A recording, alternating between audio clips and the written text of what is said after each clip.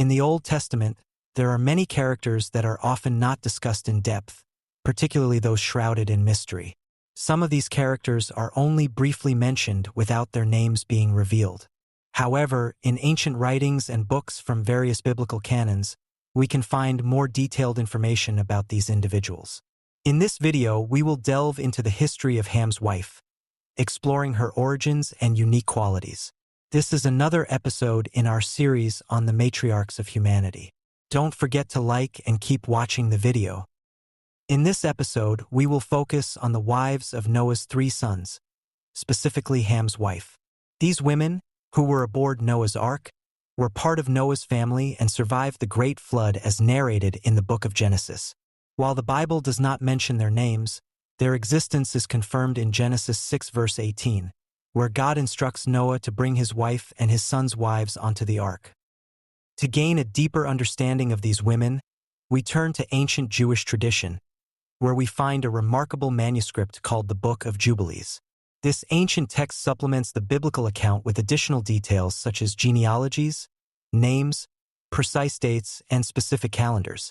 It also addresses the history of the patriarchs, religious ordinances, and the laws observed by the ancient Israelites.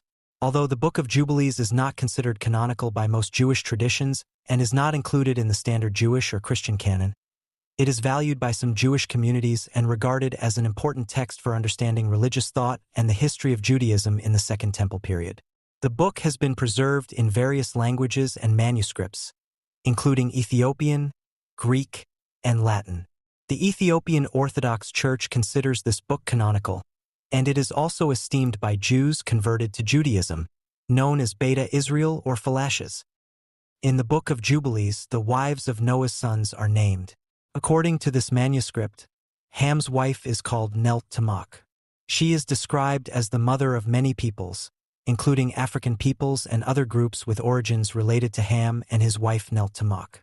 She is remembered as the matriarch of African peoples, and her descendants spread throughout the continent, giving rise to various cultures and civilizations.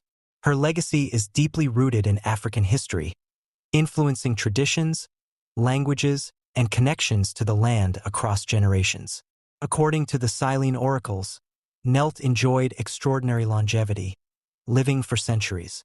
This was attributed to her belonging to a pre-Diluvian generation, born before the Great Flood when people had incredibly long life expectancies, with some living up to 900 years. During her extended lifespan, Ham's wife, Nelt Tomok, made several remarkable prophecies. According to the Syriac oracles, all 3 wives of Noah's sons were prophetesses and conveyed predictions to their generations and the nations descended from them. Nelt Tomok, like the other wives, played a significant role in transmitting prophecies to her descendants. In Christian traditions dating from the 2nd century after Christ, there is a text called the Syriac Tarum, also known as Tarum Pseudo-Jonathan or Tarum Yami II. It is a translation or paraphrase of the Old Testament in Aramaic, erroneously attributed to Jonathan ben Uzziel. The Syriac Tarum primarily focuses on the historical books of the Old Testament. While not widely used in Jewish or Christian contexts today, it provides interesting insights into the interpretation and translation of the Bible in antiquity.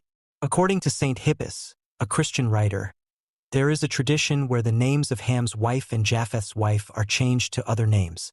In this tradition, Ham's wife is named Zedit Nabu. In one ancient Christian legend related to Ham's wife, it is said that during the time of the flood, God instructed Noah to destroy the first person who announced the beginning of the flood. However, at that moment, Ham's wife was baking bread, and when the water suddenly rushed out of the oven, destroying the bread, she exclaimed that the flood had begun. She began to shout and proclaim that the flood was starting. According to this tradition, God decided to revoke his earlier command so that Noah wouldn't destroy his own daughter-in-law, a member of his own family who was about to be saved from the Great Flood. According to the Book of Genesis and the Book of Jubilees, Ham's wife, Nelt Tomok, had 4 sons with him: Kush, Mra, Put, and Canaan. It is worth noting that the first 3 sons gave rise to various nations primarily in the African region. However, Canaan, the 4th son, was the ancestor of the Canaanites, also known as the ancient Phoenicians of the Middle East. They were enemies and rivals of the Israelites for many centuries. Welcome to the Sacred Scriptures channel. Today, we embark on a fascinating exploration of the lesser-known characters in the Old Testament. In particular, we turn our attention to the wives of Noah's 3 sons, with a focus on Ham's wife. These women, who accompanied their husbands aboard Noah's Ark, played a pivotal role in the survival and subsequent repopulation of the earth after the Great Flood. While the Bible does not provide explicit details about the names and backgrounds of these women, we can glean additional insights from ancient writings and texts. One such remarkable manuscript is the Book of Jubilees, a valuable source that supplements the biblical narrative with genealogies, precise dates, and additional historical and cultural information. Although not universally recognized as canonical, the Book of Jubilees holds significance in certain Jewish communities and sheds light on the religious thought and history of Judaism during the Second Temple period. According to the Book of Jubilees, Ham's wife is referred to as Nelt Tomok. She is described as the mother of diverse peoples, including African populations and other groups linked to Ham and Nelt Tomok's lineage. As the matriarch of African peoples, her influence resonates throughout the continent, shaping various cultures, civilizations, and traditions that endure across generations. Notably, Nelt Tomok is said to have lived an exceptionally long life, spanning centuries. This is attributed to her belonging to a pre-Diluvian generation, an era marked by extraordinary longevity before the devastating flood described in the Bible. During her extended lifespan, Nelt Tomok is believed to have possessed prophetic abilities. The Silene oracles, an ancient source, depict all 3 wives of Noah's sons as prophetesses who conveyed divinely inspired predictions to their respective generations and the nations that descended from them. These prophecies played a significant role in shaping the destiny and course of history for their descendants. Expanding our exploration into Christian traditions, we encounter the Syriac Tarum, also known as Tarum Pseudo-Jonathan or Tarum Yami II. This text, written in Aramaic, provides a unique perspective on the Old Testament, primarily focusing on its historical books.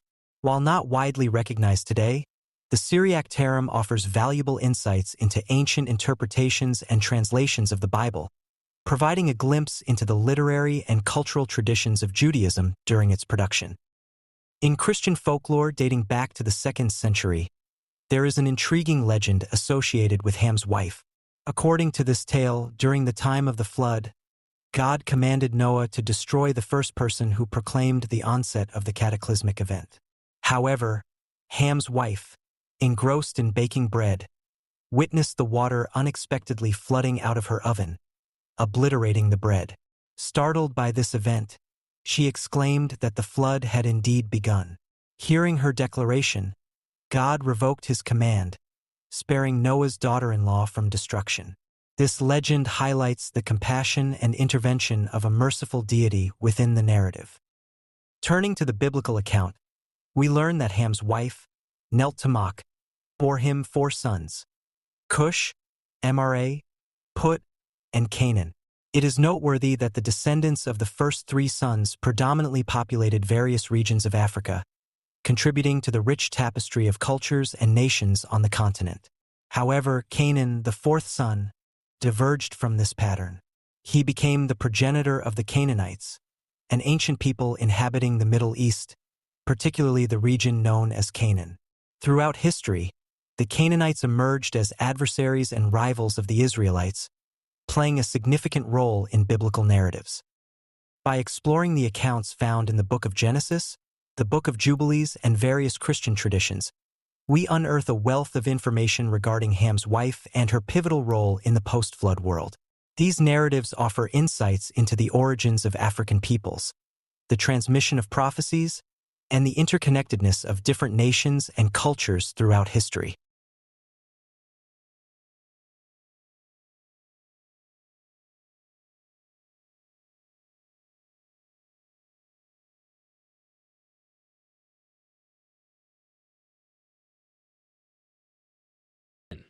We are embarking on an extraordinary trip to uncover the history of our Black and African forefathers. According to the Bible, all present-day humans are descended from Noah's 3 sons. Get ready for some thrilling material. Embrace her pork and mustard people of African descent, and those with darker skin tones whose ancestry originates from Ham, one of Noah's sons, are included in this. Brothers Shem and Japheth symbolize the Israelites and are related to Ham. Arab nation Europeans, Asians, Jews, Syrians, etc., as well as Japanese Tedits occasionally, Ham is identified in the Bible the ancestor of all Africans and black people who descended from Noah's son. He is mentioned in connection with the ancient Egyptians in the Book of Psalms, and his name is always linked to Africa. It's interesting to note that old Jewish and other traditions also claim that he has African origin. Allusions to African lands and peoples permeate the idea of Ham's progeny.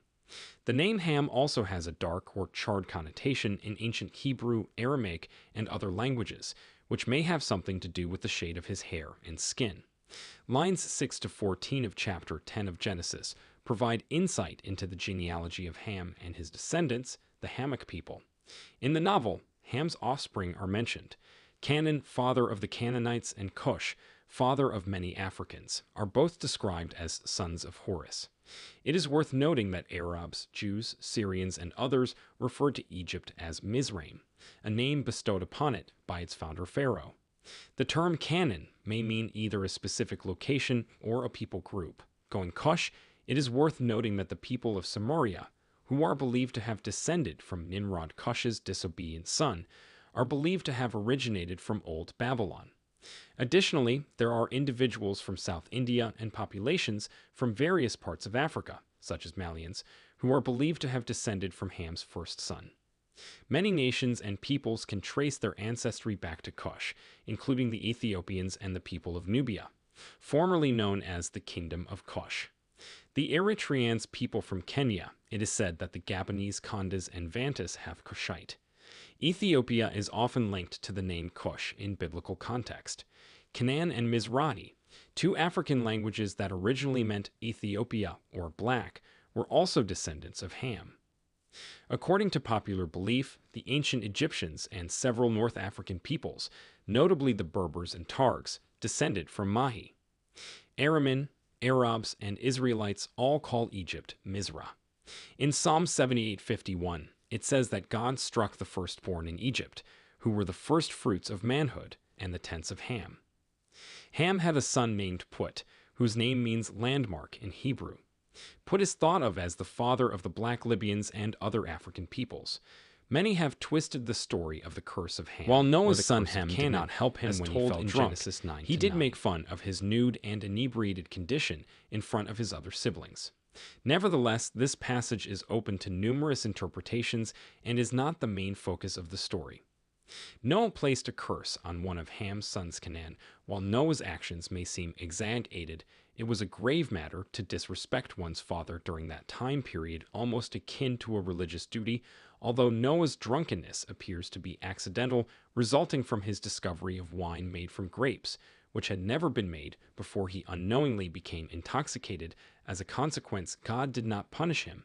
It is essential to recognize that Ham and his 3 other children, Cush, Misr, and Put, are all believed to be the progenitors of various African and black populations. The Bible, through its genealogical accounts, connects these individuals to the ancient peoples of Africa, including the Egyptians, Ethiopians, and other African nations. However, it is important to approach these narratives with an understanding of their historical and cultural context, as they represent ancient perspectives and beliefs. It is worth noting that the Bible is not the sole historical or anthropological source for understanding the origins and history of Black and African peoples. Archaeology is only one of several fields that scholars and researchers consult. Understanding the origins, migrations, and cultural developments of Black and African peoples requires ongoing research and dialogue based on linguistics, genetics, and oral traditions. Our knowledge of the past is constantly evolving, so it is crucial to piece together the complex tapestry of human history. It must be emphasized that reading the Bible in a manner that implies the cursing of Africans is an enormous error and misunderstanding. The one cursed in the Bible is Canaan, grandson of Ham, not all Africans. the progenitor of the African and South Indian populations. Ham was born before the flood and outlived most people by a wide margin. He was able to see the fifth and sixth generations of his family, some of whom were curiously related to his brother Shem. Although the precise age of Ham is not mentioned in the Bible, it is certain that he lived for at least 600 years, if not more. Multiple ideas and investigations have pointed to multiple potential locations for Ham's burial, but the exact location is still up for debate. His last resting place may be in Ethiopia or even Nubia, according to some. Most people think that Ham's tomb is in Sudan or Ethiopia, in Africa. However, others think it might be in Mesopotamia, the land of the Sumerians. Egypt, a nation shrouded in mystery and where millennial remains are still being unearthed, has even been mentioned as a possible location for his burial. Additional information of Ham's latter years, incidents involving Noah's family, and the genealogies of Ham are provided in the Book of Jubilees. Ham was unhappy when his youngest son Canaan opted to dwell in the country of Shem, which is now known as Israel. This story is told in an old Jewish book called Shem and Japheth, which was regarded as official before the time of Christ. According to the Book of Jubilees, Ham, Ken's second son, was opposed to Canaan's plan to take those regions for himself. Kush, the Book of Jubilees, mentions that Ham was the first to establish a city and region after the flood. He named the place Maleloch in honor of his beloved wife. It is important to approach these ancient texts with careful consideration of their cultural and historical context. Mahi and others did not support Canaan's decision to reside in Shem's territory because they believed the lands in Africa were meant for Ham's descendants. Despite their objections, Canaan chose to remain in the land. Misunderstandings that spread false ideas or unfairly label some groups of people as cursed should be avoided, since the Bible presents a story that is both complicated and multifaceted. Please consider subscribing and clicking the notification button to get future updates. We appreciate you watching and hope that this debate has helped you acquire insights about the Bible. Mark your calendars for upcoming episodes where we tackle important topics.